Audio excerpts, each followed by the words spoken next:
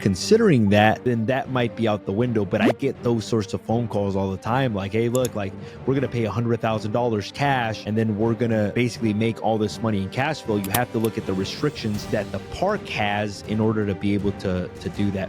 Now, this is how much it would cost you on a mobile home. This is how much it would cost you buying a condo or a PUD, which could be referred as a townhome, or of course a single family residence. So it's always best to ask your loan officer for all your options. Hi, everybody. Jose Luis Morales here. Welcome back to another episode of the Morales Group Show. Today, we have a very special guest. The name is Kathy Gray. She works with Guild Mortgages. And today, the topic is going to be how to finance a mobile home on lease land. Now, the reason I wanted to do this video is we receive a lot of messages whenever we have mobile home listings, and most of the home buyers assume that the financing for a mobile home is exactly the same as a house, as a townhouse or a condo. And let me explain to you guys, the financing is completely different, and there are only certain lenders that finance for mobile homes. So today I wanted to bring Kathy Gray to kind of give us a little bit of inside information as to how to finance a mobile home on lease land. So welcome to the show, Kathy. How are you? Hi, thank you for having me. Of course. Thank you for coming on. So for our viewers that don't know who you are, who is Kathy Gray and how did you get involved in lending? And then tell me, what is your company's affiliation to mobile home lending as well too? Okay. Well, I've been in lending pretty much my entire adult life. I started working as a credit checker and doing credit for a furniture store and then a bank. And eventually at the bank, I learned how to do second mortgages. And then I had the desire to do first mortgages when I bought my first home. And I moved over to a mortgage company, and there I was a processor. And I was a processor for a number of years. I learned the entire back side of sales. And then in 2006 and 7, the market was down. We had no loans, nothing to do. So I thought, well, I'll get my real estate license. But I didn't go the route of the real estate agent. I stayed in loans. And I've been doing loans ever since. I love it. I love it. Okay, so let's get right into the topic, Kathy. How do mobile home loans differ from like a traditional loan? Like in terms of like, or is the time you finance the loan the same as it relates to the requirements? Like meaning, are there 5-year loans, 10 years, 15 years, 20 years, 30 years? Are rates the same? Are rates higher? Are the qualifications the same? How does that entire process work? It is a little different.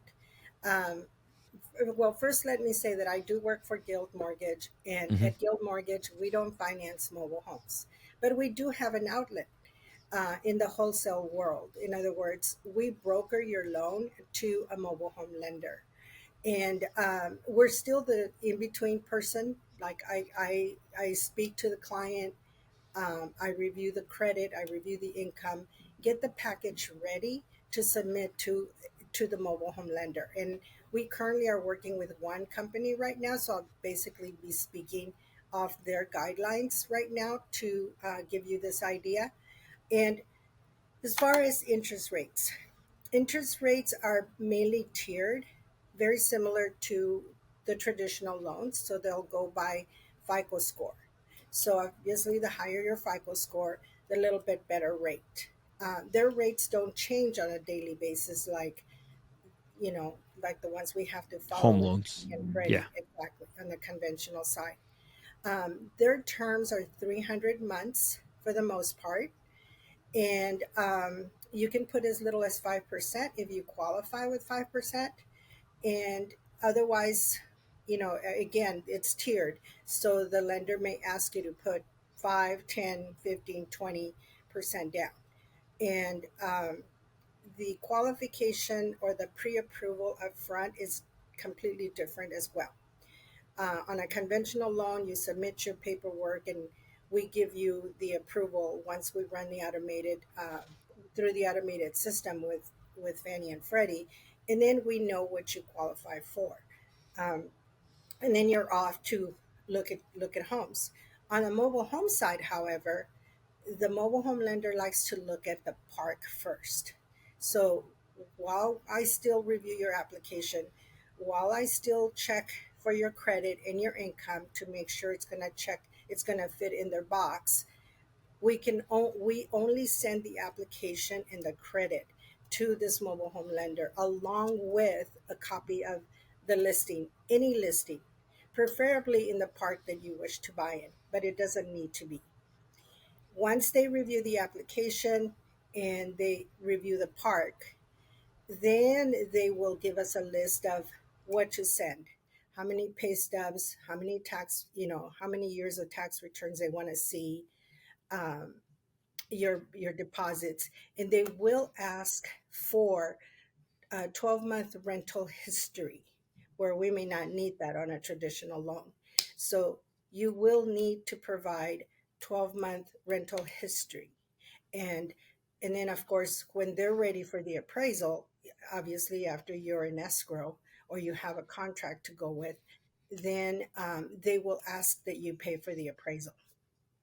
Got it. So a 12-month rental history, what you're basically saying is just like a history that you've been renting for the last 12 months and maybe Yes. like a proof of a cancel check or something just to verify that obviously you've been paying rent for that time. Got it. Yeah. Now, I'm imagining that different mobile home lenders have different requirements just based on who the lender is.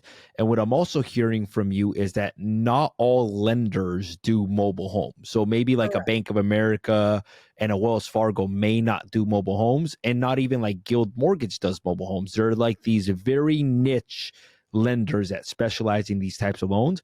What I'm Correct. also gathering from you is that not all parks are available for financing as well too. That some mobile home lenders may not want to lend on certain parks, so that's important as well too, to make sure that whichever mobile home lender you're working with also provides park approval. Now, I've heard this, I don't know if this is true, but I've heard that the newer the mobile home, the lower the potential down payment can be. And the older the mobile home, the larger the down payment. Like meaning, like if it's a 1960s mobile home, they may require more of a down payment versus if it's a 2020 or 2015. Does that apply with your guys' lender?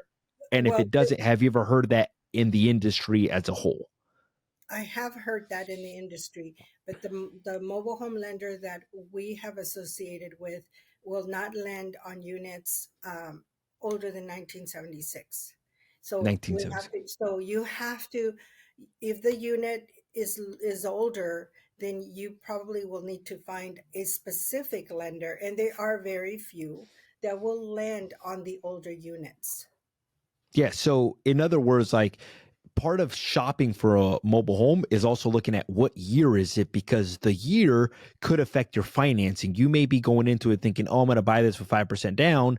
You get to the lender, it's like a 1970, 1960s, and they're like, oh, we can't do this one. You go to another lender, they're like, oh, this doesn't apply for 5% down. You need 20 or 30% down payment. Correct. I've also heard, I know that you said that your loans are 300 months.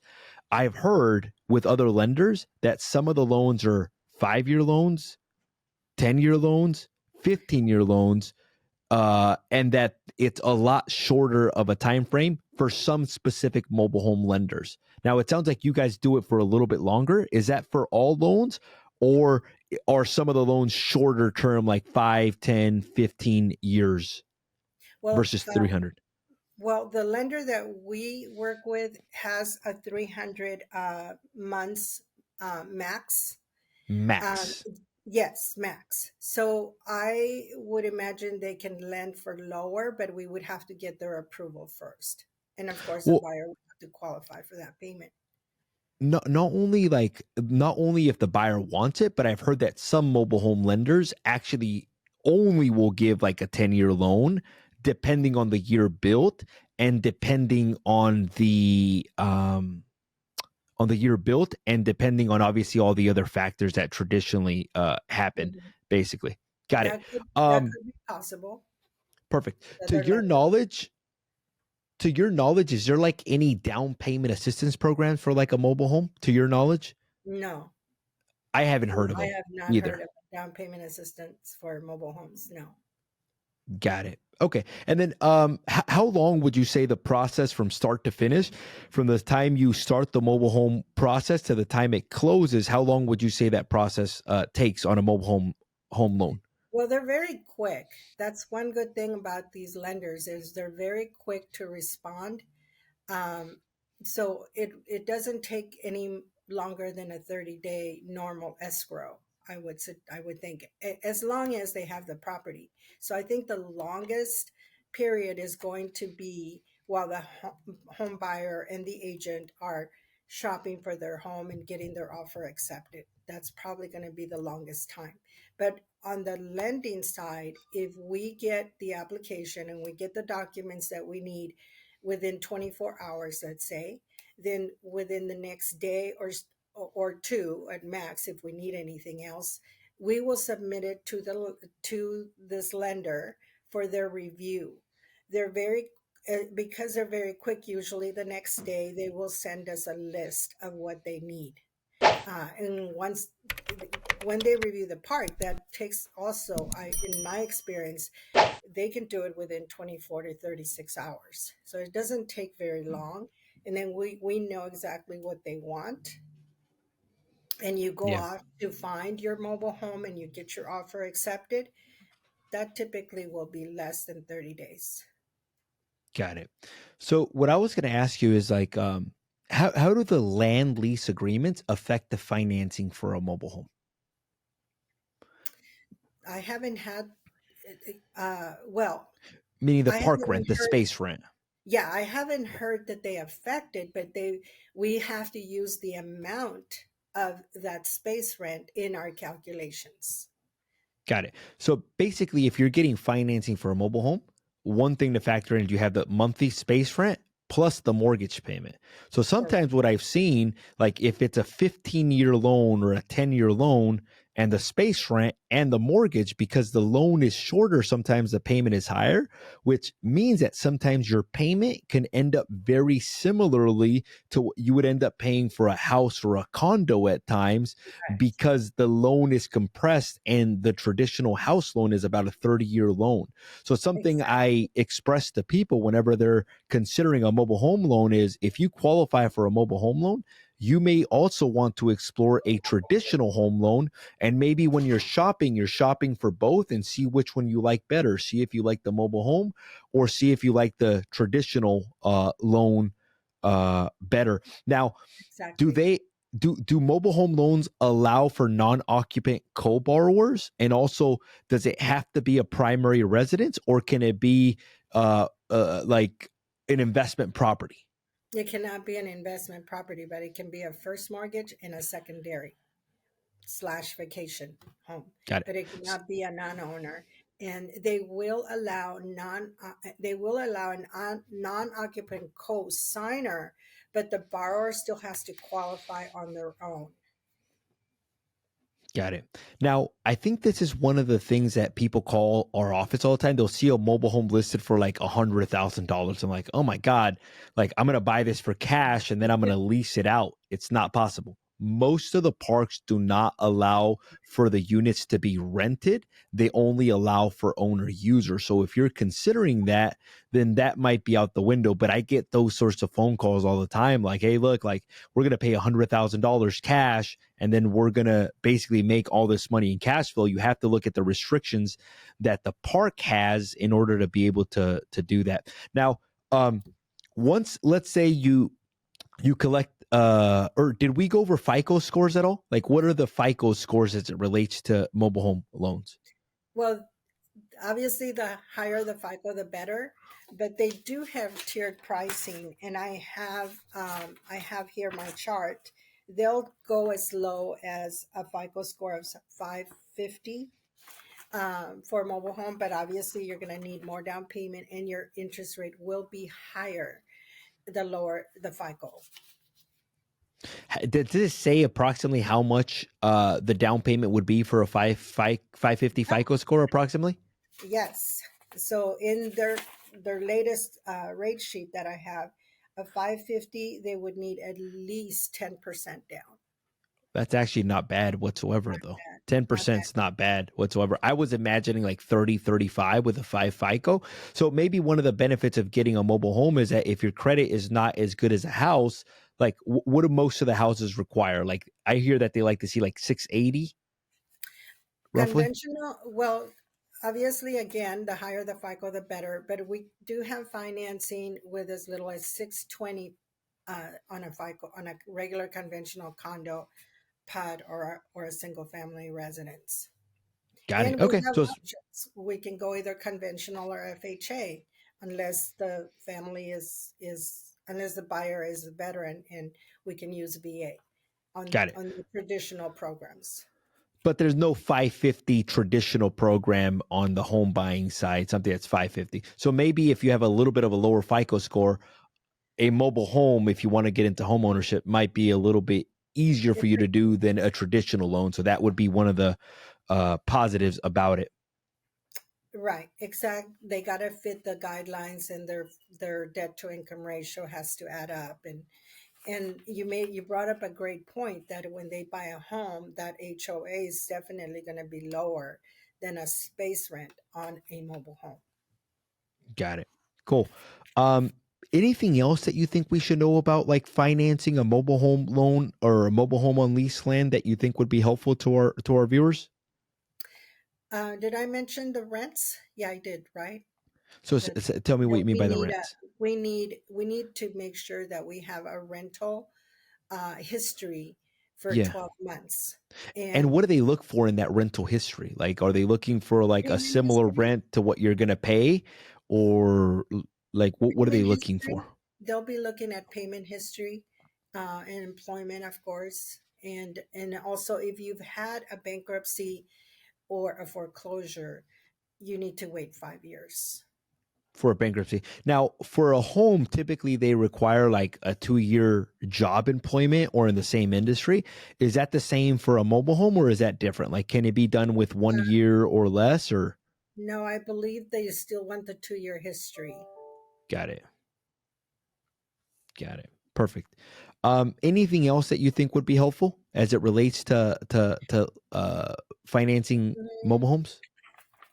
It's a case by case basis. Um, and in the employment, they will look at, is it seasonal? Do they have variable income? But that's true of the other loans as well. So I think the most important thing is to talk to a loan officer. Talk to a loan Yeah. officer, and mm, hopefully, if you're considering both or one or the other, have the loan officer give you your options. This is how much it would cost you on a mobile home. This is how much it would cost you buying a condo or a PUD, which could be referred as a townhome, or of course a single family residence. So it's always best to ask your loan officer for all your options. And I was going to say the same thing to you, Kathy, that I think the best thing somebody can do whenever they're considering buying a mobile home on lease land, and specifically they're trying to buy it with financing, is that they also get qualified for a home or a townhome and evaluate both options. Because sometimes, because the loans can be a little bit shorter, the payment is higher. And once you add up the land lease, you may end up with a very similar payment as you may end up with a home or a townhome. Now, I do believe that for specific situations, mobile homes can be better, meaning like than a condo, maybe like you have your own parking that you pull up to. A lot of Mhm. times there's no common walls as well, too. There's a Right. community pool in a lot of the parks. So sometimes a mobile home can be better than like a 100 unit apartment complex where there's a bunch of common walls, there's no privacy, you don't have your own driveway, you have to park somewhere else. So in Mhm. some cases, that might be the better option as well too. But it's Right. important when looking to buy that you explore all options. Now, Kathy, if somebody wanted to get a hold of you, what's the best way for them to do that? My cell phone number is the best number to always get a hold of me, Mhm. 805 Mhm. 701 7467. My office is at Guild Mortgage in Oxnard, but my cell phone is always the best and easiest, fastest way to reach me. Got it. Okay. Well, Kathy, I want to say thank you so much for taking the time to be on the show. To our viewers, I hope that you've enjoyed this episode. If you feel that this episode was helpful, make sure to hit that subscribe button. If you feel that this episode would help somebody, make sure to hit that share button. To our viewers, thank you again. Kathy, thank you again. And Thank until you. next time.